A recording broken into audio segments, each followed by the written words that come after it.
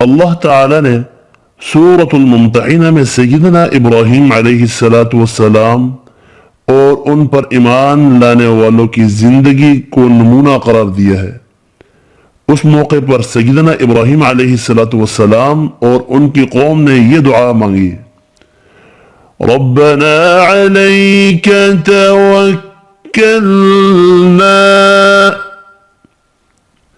व इलैका अनबना وإليك المصير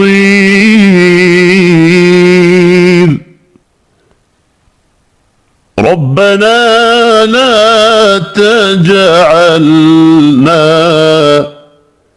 فتنة للذين كفروا واغفر لنا ربنا إنك أنت العزीज़ الहकीम।